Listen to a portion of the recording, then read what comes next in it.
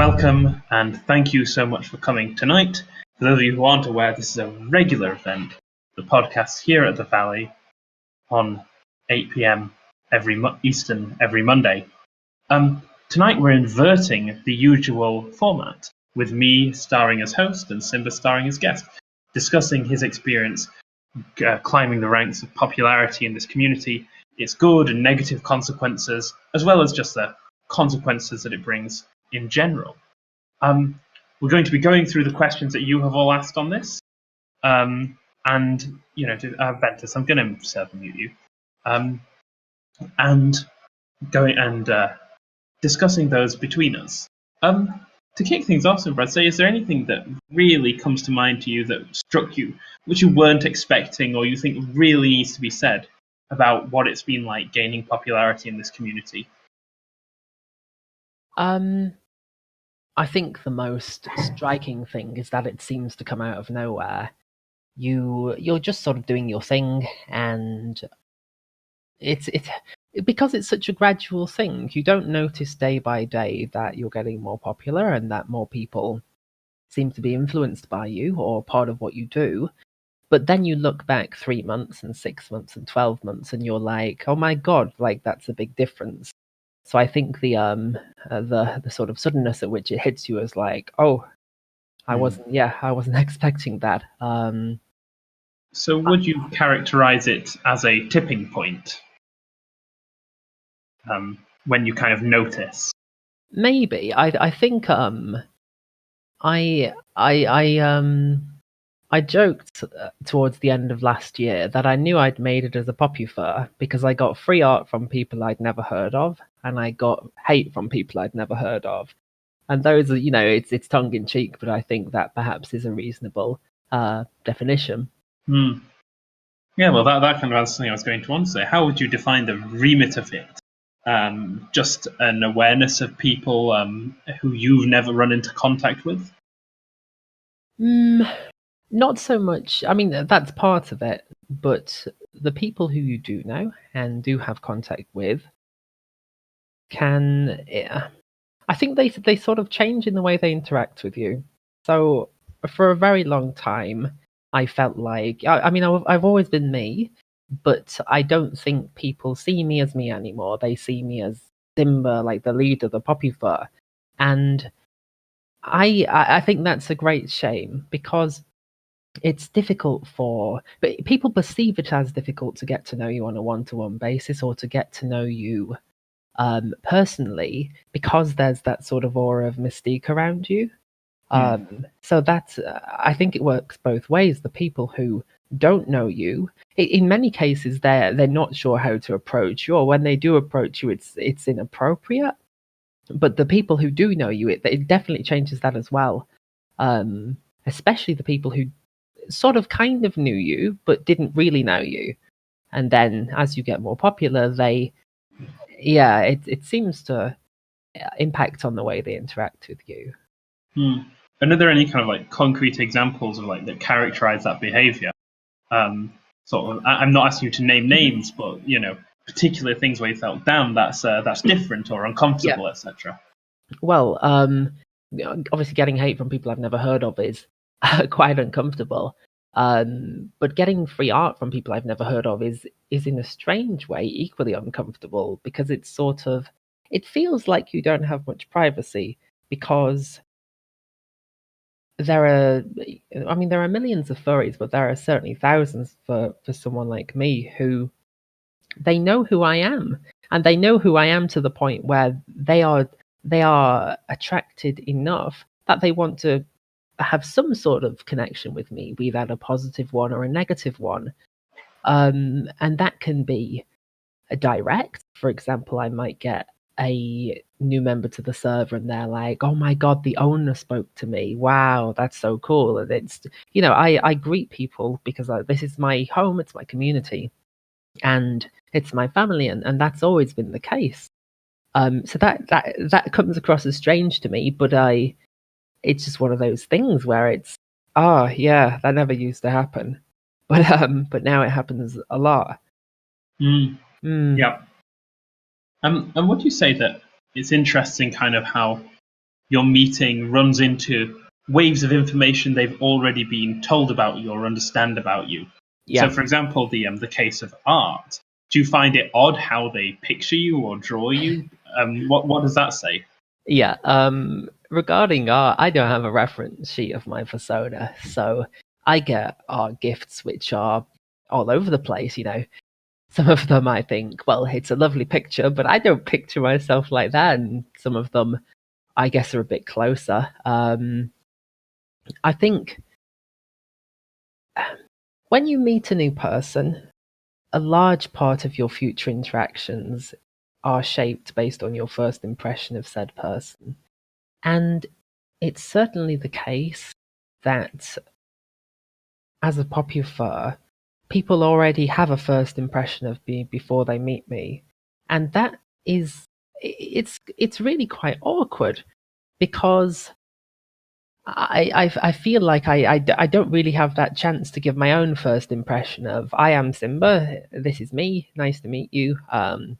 Because in a lot of cases they've already heard, oh, that's Simba, that's the leader guy, or that's Simba, I've heard things on Twitter, or whatever else, and it makes things strangely impersonal where they know you but you don't know them, and it's a weird imbalance. It's strange. For sure. Well, with that kind of my questioning out of the way, I'll step aside and let you answer questions from the community. So first up we have Cry, who has a number of questions, and we'll ask one and then go on to others, but we'll return to him over the course of the event. One, does it ever get tiring to be known by a lot of people and interacting with so many people every day? Yes. My status on Discord, for those of you who are listening and not in the server, is currently Simba, no PMs, because I've had a bit of an overload where I've had too many people messaging me lately, and I've not been able to get enough work done. And I feel bad when I don't reply to people's messages. So it can sort of take over your personal space if you allow it to, and it's nice when people do respect that. I think so. People treat you differently as well. This was particularly so. I lead a RuneScape clan for furries. That was where sort of Furry Valley began from many years ago, in its infancy. And one of the things that I liked to do on RuneScape many years ago was I had my main account, my Simba account, which I led the clan with, and so forth. And I had a different account, which was just a low rank account that no one knew about, and still no one knows about. And it was fascinating to me to notice the difference between how people would interact with me on my main account and how they would interact with me on my secondary account, which was unknown. And there was a thing I did where I used to be to determine sort of who the good people were, who deserved things like rank ups and such, because they were genuinely good people, as opposed to just I'm going to be good because you're the leader. One thing I used to do was I'd say to them, "Can I have a fairly cheap item? Something that cost a couple hundred coins, but could you bring it to me? I'm a new player." That sort of thing, and a lot of the people who were perfectly nice and would have done 1,000 times as much had I asked on my main account never would help. And I think that that taught me a lot about people. That often people will treat you differently based on your status or what you are rather than who you are. And yeah. Yeah, right. Thank you. So many follow-ups I'd like to. We also have so many questions. That's okay. I don't mind going over an hour. But I'm sure there'll be recurrent themes we can pick up on later. So Rave asks, would you be weirded out by the idea of doing things like giving signatures?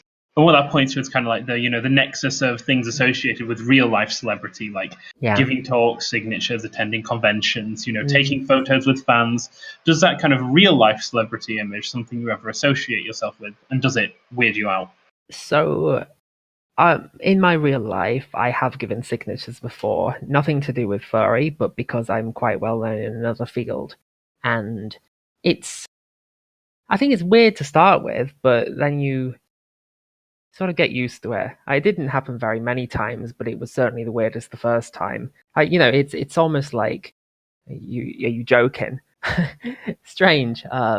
With the furry fandom though, and Popufurs within that, obviously it's online, so a lot of what you might have in face-to-face interactions like that doesn't really happen. So I think I've experienced this, but it's not because I've been a Popufur. I don't attend conventions. Perhaps at conventions, this is the sort of thing that may happen more. I may go to conventions in the future. I certainly have no plans to currently. But yeah, it might be fun. Would you happily trade in the life with all the fans and haters just for a chance to surround yourself with a few close friends? Which rolls into a similar counterfactual question by Sunset, asking if you could not go back to not being popular, would you? I think this is a double-edged sword. As a community leader and as a popufur, as an influencer, where thousands of people see what I write, thousands of people see what I do, I have the opportunity to provide something amazing and something wonderful and something constructive to all of those people. And that's not something which I would be able to provide if I didn't have that sort of status. On a personal level, absolutely, I would trade everything in, but I feel I have somewhat of a responsibility to the furry fandom that if I am in this position and I have this platform, then I should use that, and I should make sure that as many people as possible have as good an experience as possible and are as happy as possible. And it's a sort of a weirdly self-sacrificial thing where my own happiness is certainly lower than it would be, but the overall happiness is a lot higher than it would be. And there are definitely days where I think to myself, wouldn't it be easier if I could simply say, well, okay, I mean, I'm not really enjoying this. Perhaps I should just disappear and come back as someone new, and no one will know me. And well, okay, I mean, you can't have this voice, can I? But that would definitely be nice. But I mean, practically speaking, the people that I would want to surround myself with and have that sort of close, small thing with, they wouldn't know me on the new account anyway. And so it's a sort of a flawed proposition in effect, because I wouldn't have the same connections and bonds with the people I truly would want them with. And if they found out that I was me, then suddenly it would be, well, how then do you stop that from becoming, oh, by the way, that one's Simba, and then you have the whole cycle repeats itself. So I think it's a mixture of personal duty against personal comfort, and the duty side wins out. But it's interesting, when I was not, when I was younger, and I didn't have that many people that liked me and such, I would have given a lot to be a popufur. I would have given almost everything. And the reason was I had terrible self-esteem, terrible depression issues until I was about 23, 24 or so.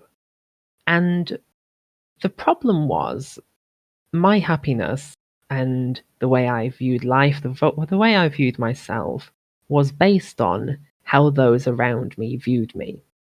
And the idea being, well, if the people around me approve of me, I must be a good person because, well, they approve of me. They wouldn't approve of me if I was not a good person.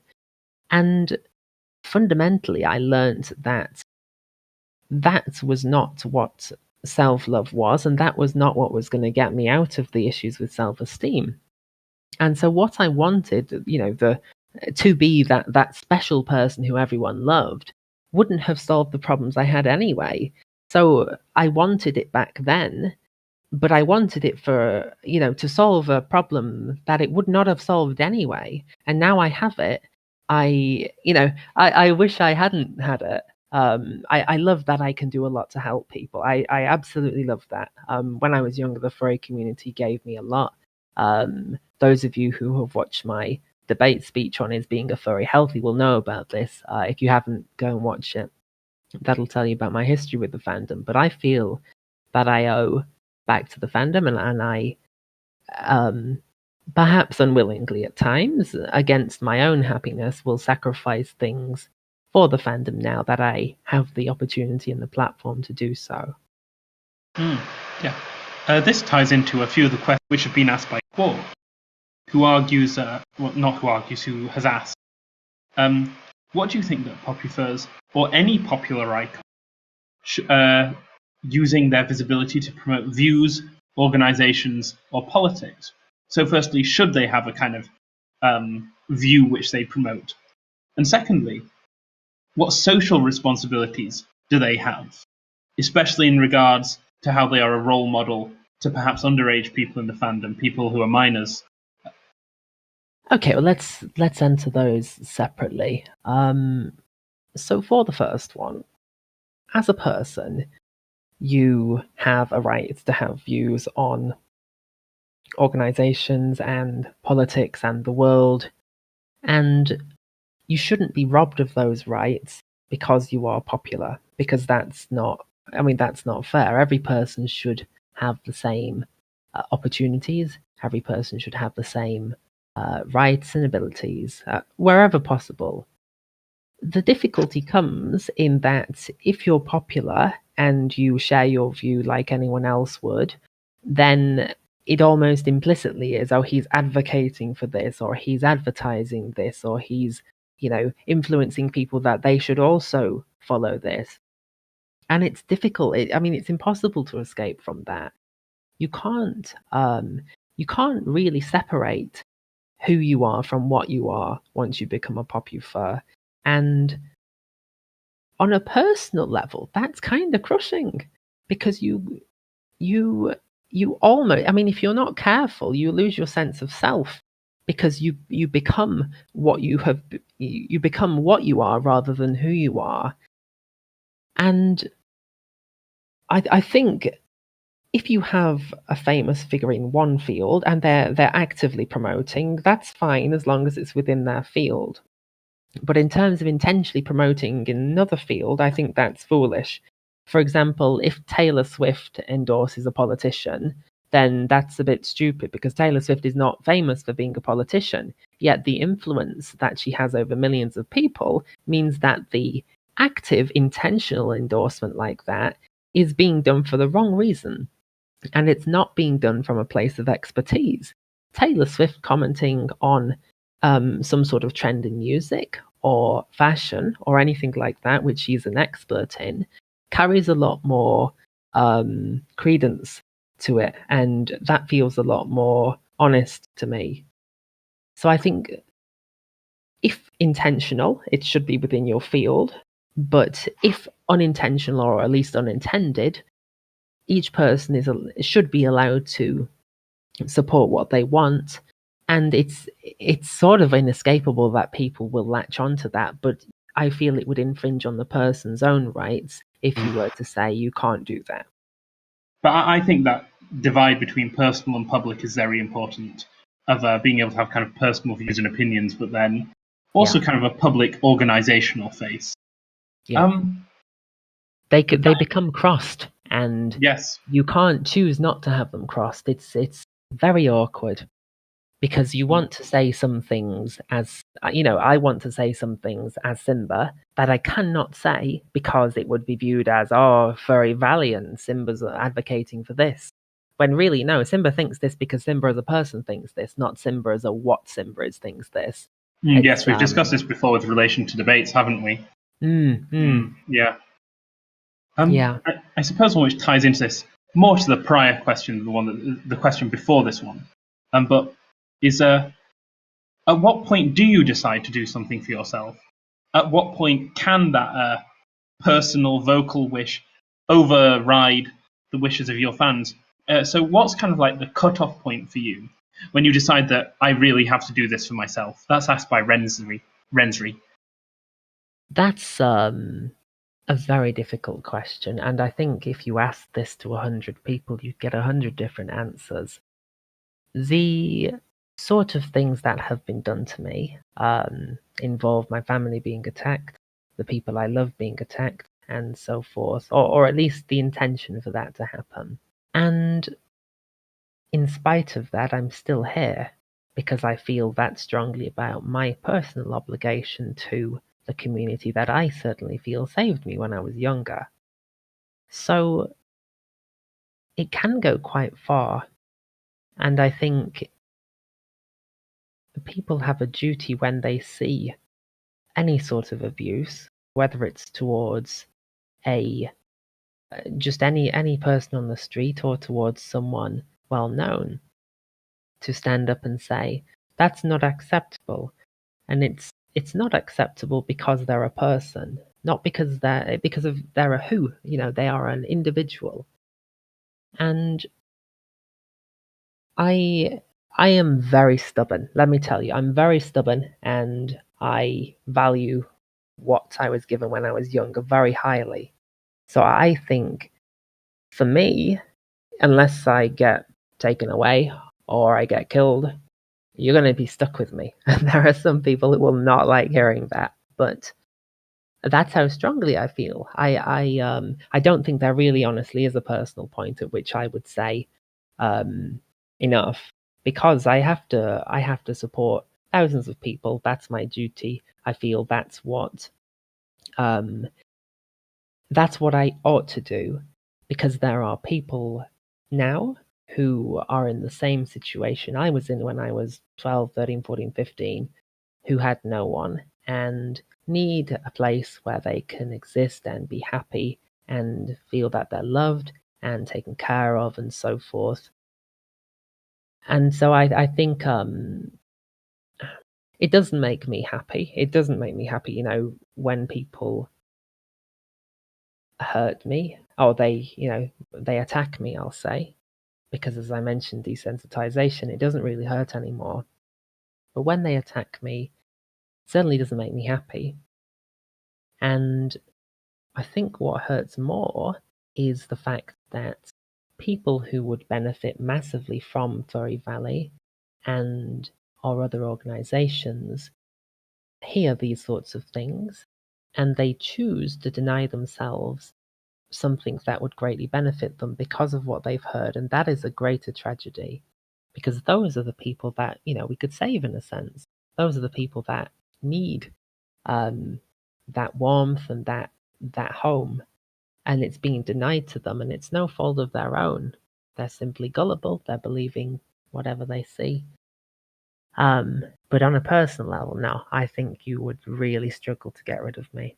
They're trying hard. People have tried hard for years to get rid of me, and I'm still here. So it's got to be a high bar for me. Mm-hmm.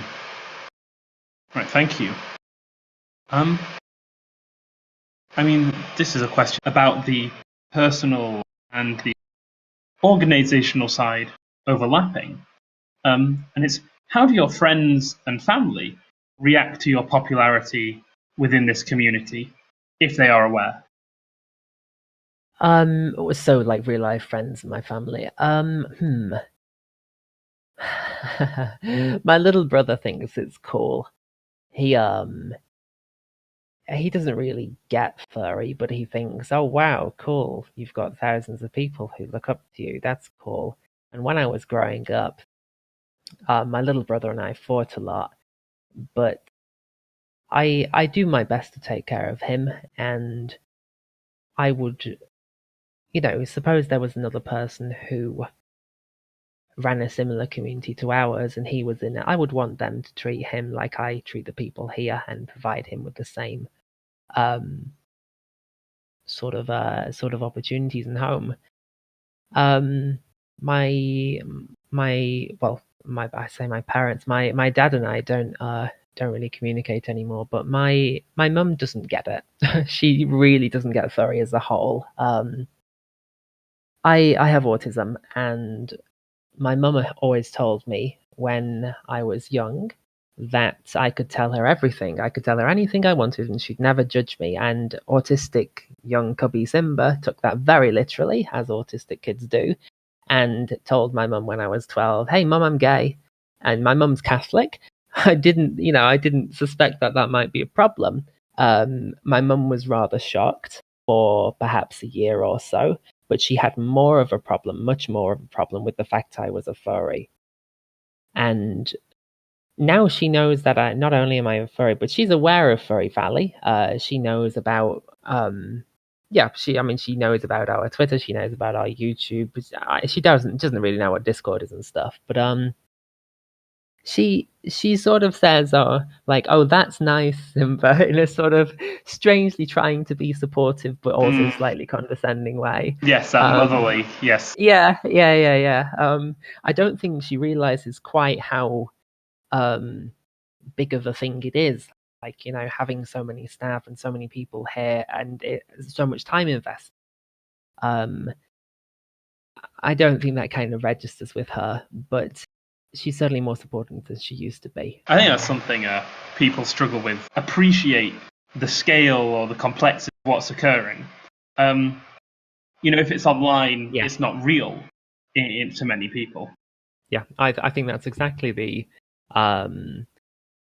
sort of view my mum has, because I came from a very poor family, and my mum is always worried about, oh, have you got enough money? Are you going to be okay? And so forth. And obviously I make more money from my actual work than I do from Furry Valley. And so she sort of, when I tell her about Furry Valley and I'm saying, oh wow, it's going so cool, we've got a radio station coming out soon, we've got a podcast, all this cool stuff, she's like, how much money are you making from it? How much money? And that's sort of the measure by which she determines whether it's a success or something valuable or not. And that hurts. And I don't think she realizes quite how much that hurts. But I think, as much as anything, this is also perhaps a generational thing where she just doesn't get it, because people who are in their 40s and 50s don't get this stuff.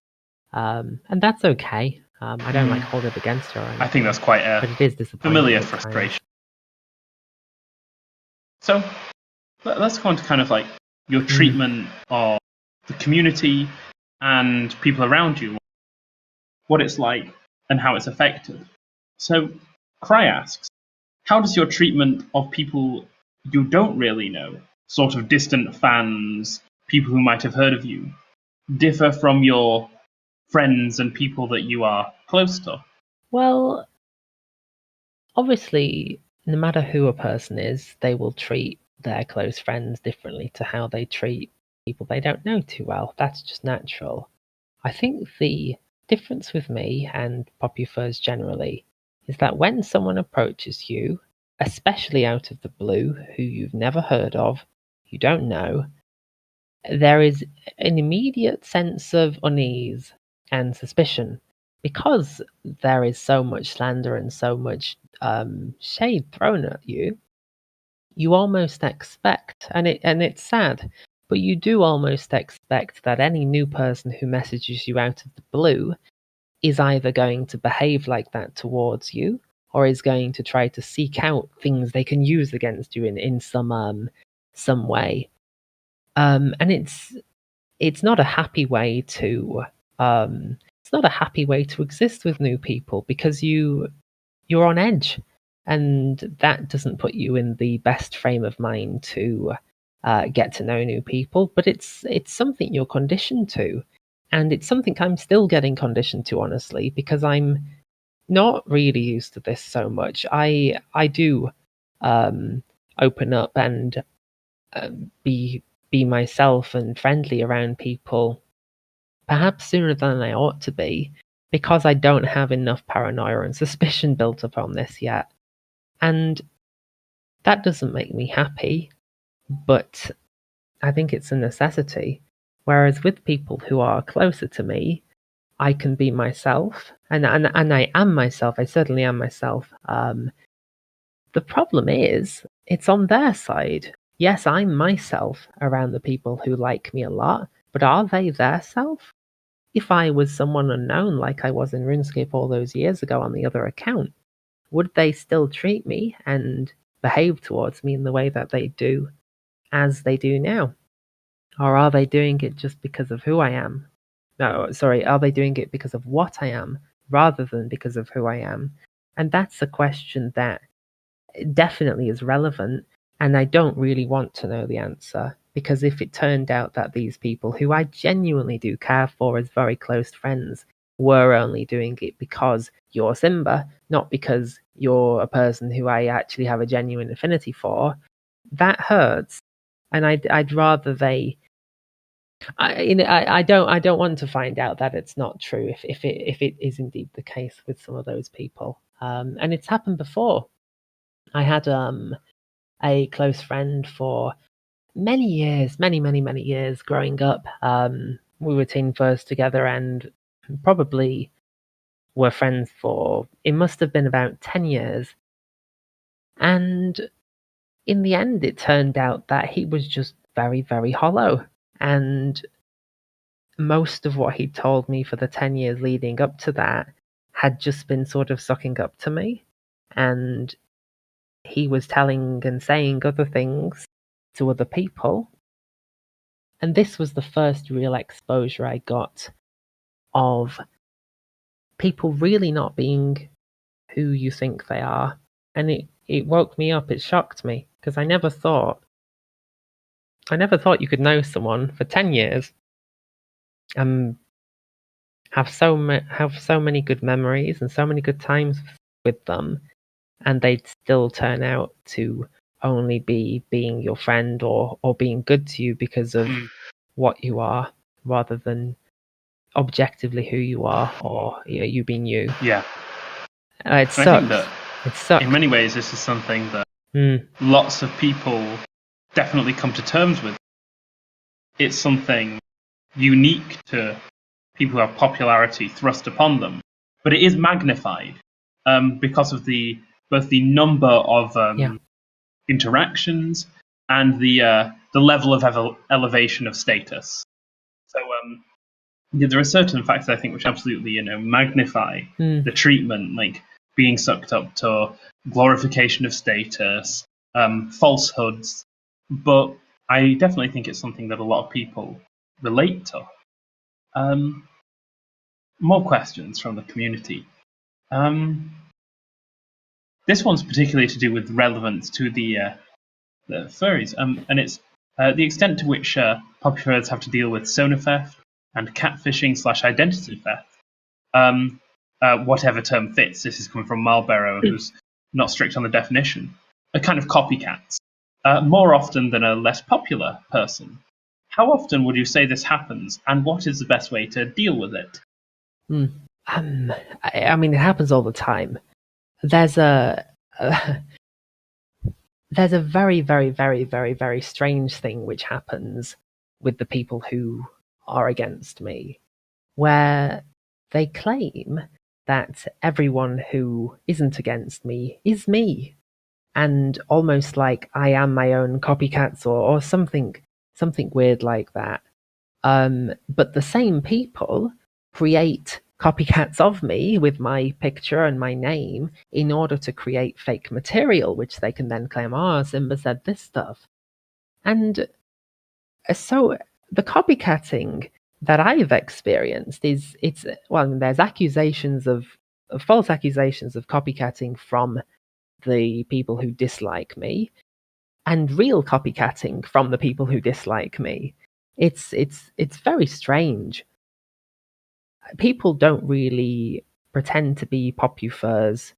Well, I have never seen anyone pretend to be a popufur in order to get popular themselves. Maybe some people have done that. I can't imagine it would last for very long, though. As for how you deal with it, I mean, well, okay. In the negative case, one thing that the copycatters really, really struggle with, if you know the person, you know how they type, you know the grammar they use, you know whether they use, for example, British or American English. And the people copycatting who are creating these sorts of things often mess up with that. And so you can tell that the material they've created is fake, and that they are fake Simbas, if you will, because there are those inconsistencies and the sort of mistakes that I always make in my text. I don't know what they are. They're my mistakes at the end of the day. They won't make, and mistakes that I never would make, they have peppered in their text. So I think you can't really do too much about it, but those who really know you will be able to spot, and I guess it can be quite subtle, but you can sort of look at two sets of messages, one by a sort of Simba and one by a Simba poser, and if you know me, you'll know which one's mine. And you might not quite know why you know, but you will know. It's a subconscious thing, I guess. But yeah, intuition is a big part. If you spend enough time around someone, you learn enough subconsciously about them and the way they interact and the way they type and the way they speak, that it becomes quite evident, even if you don't know quite why, which one is real and which one isn't real. So anyone who sees Simba said, Simba said, Simba said, actually look at it properly, and look at the way I type, because my grammar, my English is pretty good. Some of the things that are presented are really quite bad. So be conscious of this. This is a good way of detecting fakes. People sometimes can do a pretty good job of copying, but you won't be able to prove that things are valid by this, but you will quickly be able to prove some things are invalid by their lack of consistency here. And this is something which you can all take away for dealing with personal examples of identity theft. There are certain parts of yourself which are incredibly hard to replicate. Yes. Take, for example, the signature, which is used as a sort of personal validation because they are meant to be, personal. They are meant to be difficult to copy. Of course, that depends on the extent to which you personalize. But there will be parts of yourself which are very hard to pass off. And knowing what they are and how to present them to, officials, etc., and saying, this is me, this is not me, I'd say it's a very good way to deal with those cases. I mean, you've obviously got your fingerprint in real life, and you could think of the way you type almost as like a digital signature, a digital fingerprint, whereby it's difficult. Obviously, you're not signing something, you're not putting your finger on something, but if you write a paragraph of text and someone else writes the same paragraph of text, they won't look the same in most cases, unless you really try hard. I mean, you can copy someone's signature if you practice it enough times. You can copy someone's text if you practice enough times, but most of the time people don't, and so it looks dodgy. How do you feel about uwu and its variation? Hello, my name is Simba. I don't mind woo. There's a Furry Telegram language pack, which is a lot of fun. If you haven't tried it, go and play around with that. It's quite amusing for about 5 minutes, and then you're like, crap, how do I switch back to English? But uwu shop, yeah, no problems. You sound disapproving. Oh, I'm not disapproving. Still on the less serious note, Wibby asks, who is the cutest on this server? Who is the cutest on this server? It's set to cute. Ventus is set to cute. So it's Ventus. Yeah. I was about to say, for those of you who aren't aware, part of the Furry Valley Guardian system that we have allows you to have a custom command. And if any of you want to go and spend some time with our friend Ventus Scott, his command is !cute or !not cute. So you can go and vote for yourself what you think of him. Feel free to do that in general. Feel free to do that in General 1 or any of the kind of hangout chats you find yourself in. Trust me, he really enjoys being poked with that all the time. So make use of it. Yeah. There are a lot of cuties, though. I mean, he's not cute now. All right, if Ventus is not cute according to Discord, well, I guess there are hundreds of cuties on here. I can't just choose one. You're all equally cute. God, that's such a crap response, isn't it? But yeah, I'm not going to choose. That's the cop-out essay answer. Yeah. In summary, I think that all these arguments are valid, Yeah, I would say, right, Blaze is the cutest. And when he comes back, prove it. There we go. Absolutely. There's a few sort of floating around saying, "Did you ever expect this?" No, I didn't. No, I didn't at all. A year ago, Furry Valley was a RuneScape clan with probably about 200 active people.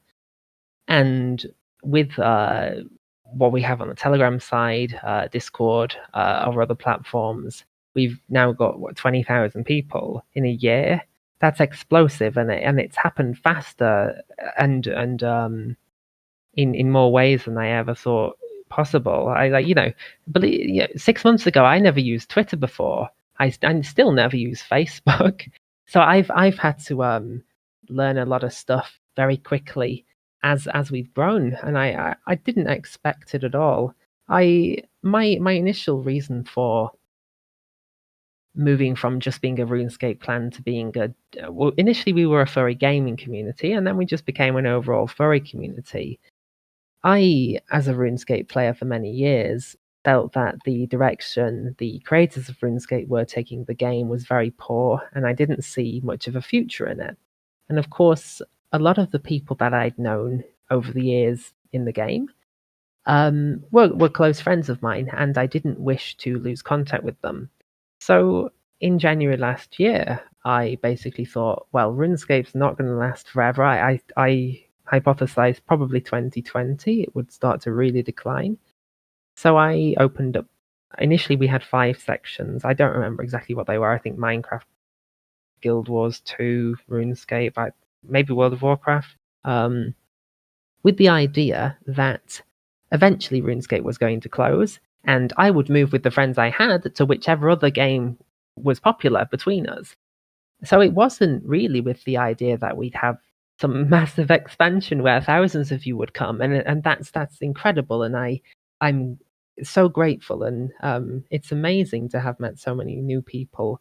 But that was definitely not the original intention. When I had the RuneScape clan, I had 150, 200 people. My paws were full. I was very busy managing it, and I didn't have much free time. The only reason I'm able to manage what I currently do, I've obviously improved a lot in my skills, but I have a lot of staff helping me out with this stuff. There's no way that it could be done without that. And yeah, it's totally unexpected. I think once we got to 1,000 members, it seemed to be kind of obvious it would keep going up. But yeah, it was not the intention at all to go from 200 to 1,000. I mean, slow growth is always nice. I expected some new people would come in and play with us, but yeah, not like that. Not like 100 times as many. Yeah. But it is a bit crazy, the growth, but yeah, it is. It really is. A few more then. When you feel attacked or under too much stress, I think this is going to be quite an easy answer for you to give. Do the people in the server make you feel comforted and give you some sort of relief? Asked by Squibby.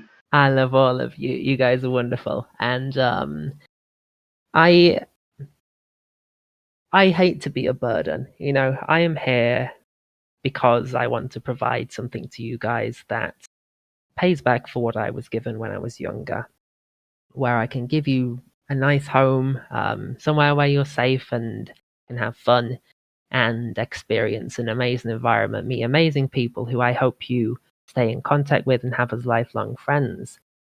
And I obviously that's my professional side, and I like to present that as a very solid image.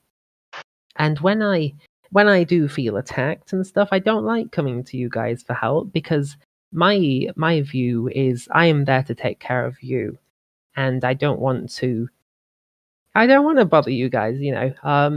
I feel guilty about it, but when I do, on occasion, when things get particularly bad, require support, I get some amazing people who do take care of me, and I'm very appreciative of that, more so than I can really explain. So thank you everyone who does step up when it's needed, even when I say it's not needed. In some cases, you can tell it's needed sometimes. But yeah, especially the past couple of days, things have been extremely tough. So having support with that has helped more than I can express. So yeah, thank you so much for that. Absolutely. And perhaps as a close, Rico, what, if any, advice would you give as someone quite popular within the fandom, but also I'd say as a more experienced member of it generally, to people just starting to get into it, like a sort of almost like a concise advice pack? What would you say to them? Stay out of drama. You are your own best pair of eyes. Don't listen to what you hear from other people. Go and be a furry and have fun and make the most of the community for what it is. Because people become furries to enjoy the anthropomorphic community with each other. Don't get your sort of experience tainted by being caught up with the wrong people early on in your time in the fandom. Really make the most of the fun and the enjoyment and making friends and playing games and having a good time, and carry that with you as you mature in the fandom. I had a friend who, he's 18 years old, and within 3 months of joining the fandom, he was involved with, I mean, it must be about the 10 most drama-filled people that I know. And I said to him, how on earth have you managed in such a short amount of time to get yourself so embedded into such a dark corner of the fandom? And I said to him, I really hope that you are actually someone else pretending to be new, because it's such a tragedy otherwise for your experience to have been forever tainted by what you've seen and what you've heard. And that shouldn't happen to people. This is for most people a hobby. It's for fun. It's to find friends. It's to have a good time. And don't lose sight of that. If there are people around you who try to expose you to those things or push those things upon you, don't be afraid to simply distance yourself from those people, especially as a new furry, because there are enough furries you haven't met yet that will just want to have a good time with you. So that's my advice in a nutshell.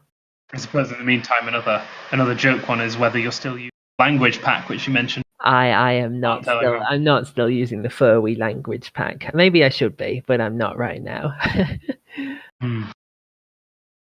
Expected an all official announcements. Do you think I should write the announcements in Furry for like a month? How many people would subscribe for Furry Valley Guardian if I agreed to do that? A month is a long time. Maybe I should say a week. That's a good question from Mizuno. How do you find people who kind of compete and demand your attention, who are sort of constantly asking? It can get very awkward. Some people won't leave you alone, and you say you're busy and they get offended and they get like, oh, you don't like me, or depressed. There was one person on Telegram maybe 3 or 4 weeks ago, and I said I was closed PMs because I just wanted a break. I was playing a game of League of Legends, didn't want bothering. And I said this to the guy, and he said, Simba, I thought you were a nice person. I don't like you now. And it's like, I've known this guy for like 2 years or something. And I think people can take the fact that I, as any other person, want a bit of space as I don't like you. And that's sad. But as another thing which is very dangerous is when you're popular, there are people who will and definitely do obsess over you, and it's you almost become their obsession, and they almost can't help themselves. And these people, if they see you talking with someone else, they get very possessive over you, and it's intimidating. I've been in voice calls with 2 or 3 people, and or 5 or 6 people, and I've had people who have this sort of possessive nature around me sort of demand, hey Simba, let's go off to a private chat because I want to talk to you. You are my thing, and I want to grab you and have you all to myself. And it's really overwhelming. It can be very overbearing, and people don't respect that very often. Yes. There's a question. Do you get recognized? Well, as I mentioned earlier, I don't really go to conventions and such. It's not like I'm a fursuiter, but I think it's I mean, people come to Furry Valley often because they've heard of me and they've heard of Furry Valley, and I think there's a lot of people who view us almost as the same thing. Like Simba is the embodiment of Furry Valley, and Furry Valley is the community that Simba is, in a sense. And I think the recognition is almost sort of implied by the fact they're here. In most cases, it's not true always, but in most cases, yeah. Still focus on that. Do people look up to you as a role model a lot? I know that's been asked in sort of the context of broader questions, but on that specifically.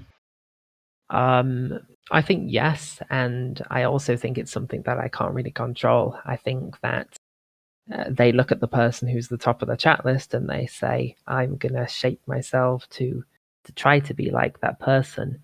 It's almost sort of an implied construct of society that you aspire to be the people who are the leaders in your group or your social group, be it online or not, or your workplace or your school. You would aspire to be like a teacher you respect.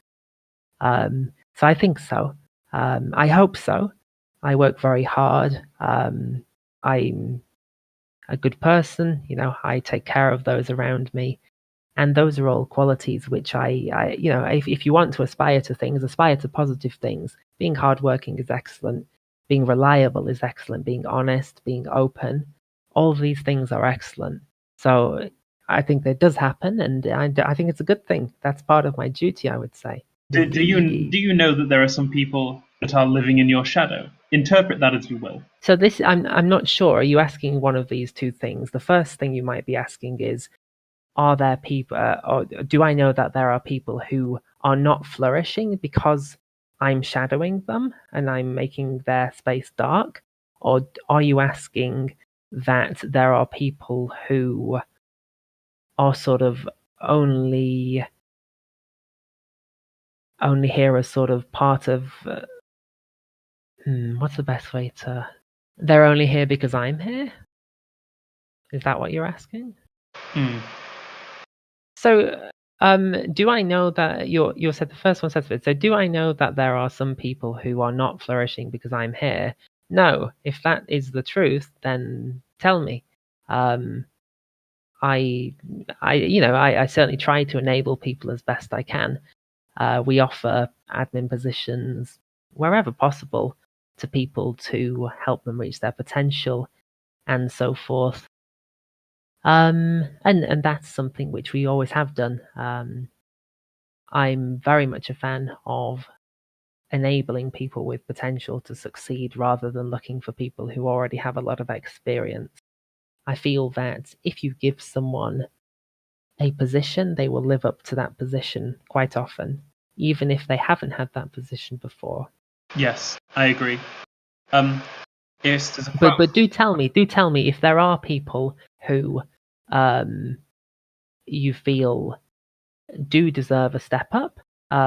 Let me know, because I really I'm so eager to help those people. Anyone who's proactive and wants to do more and wants to be more, that they are exactly the sort of people who I want to enable with this community. So do let me know.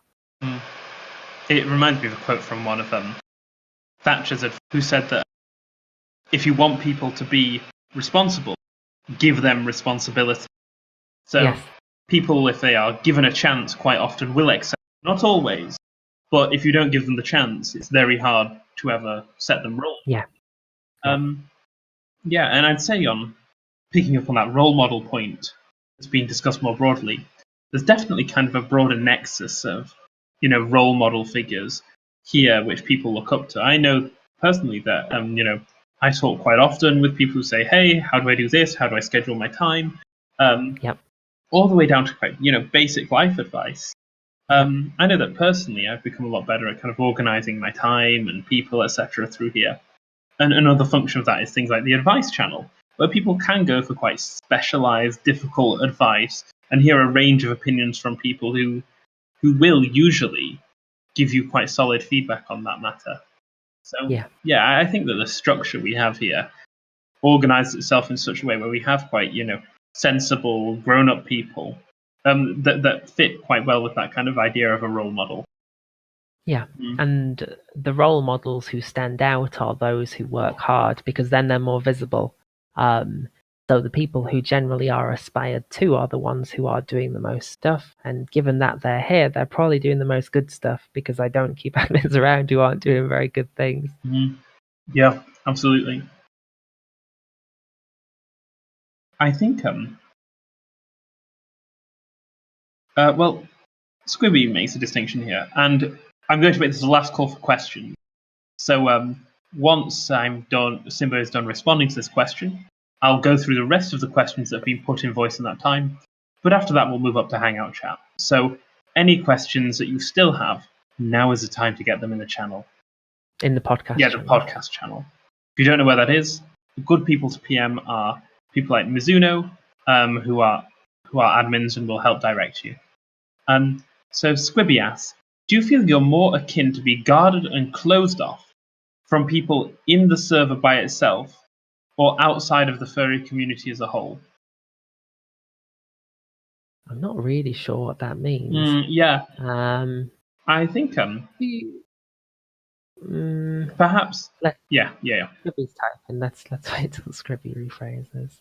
I mean, what that instantly makes me think of is, do you think that you are having to be more guarded in your kind of organizational approach here?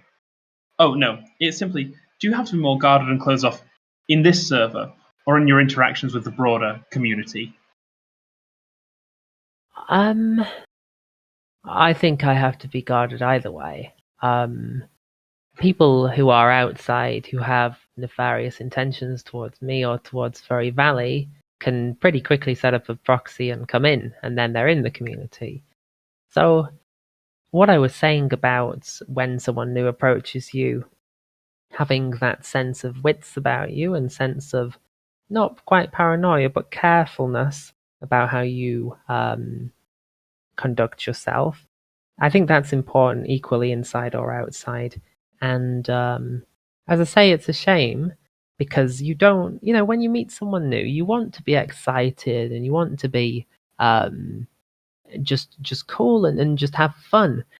But you don't often get the opportunity to do so when you're worried about, or what if they're not up to any good? What if they're trying to cause a problem and that sort of thing? It's a shame. But you have to think that's part of your first impression. But given these people already have, as I said earlier, some sort of first impression of you in most cases because of what they've heard or what they've read, it's a weird one. But being guarded generally is wise as a popular fur, which is sad because I can't. I used to be more like myself. But now I'm too used to people throwing shit at me now, and so I am very careful with what I say publicly, at least, because people will take things out of context, or people will try to demonize you in almost whatever way they can. It's almost like having a celebrity and you can't talk to them, you have to talk to their agent. You're almost like a self-agent in a weird way. It's oppressive, and I think this is why as a popufur you can feel lonely and isolated, because the number of people who you can truly be you with, without fear of, or what if they're up to no good, is very small. And that's it's a shame. But it's just part of the package. That's something you accept as a trade-off, or having that platform by which you can help people. Last question from Storm. People recognize in other communities and platforms. Yes, a lot of people have heard of Simba. Obviously my name as a furry is not unique, so there are other furries called Simba who are quite popular. One guy, I think he created the first furry IRC server back in, I don't know, 96 or something. And so a lot of people say, "Oh, are you that Simba?" But people know who I am. On Discord, on Telegram, I'm very well known. Um, Much less so on other platforms. On Twitter, I quite well known. YouTube, not so much. Yeah. All right then. I think I don't like that as well because I can't. It's not like I can just hop into another Discord and be like, well, I'm just gonna have a cool place to chill here where I can be a normal member and not worry about any of this stuff because people do know you. Um, you can't easily get over that or get past that. Yeah, absolutely. All right. Well, thank you so much for that conversation. Very enlightening and interesting. I hope that you all agree. A few announcements of sorts. Firstly, we're always looking for other guests. So, there is currently a post in the podcast channel which you can react to if you would like to be a guest on future podcasts. You all deserve some credit for turning up and listening to me speak. For that, you get some ranking points.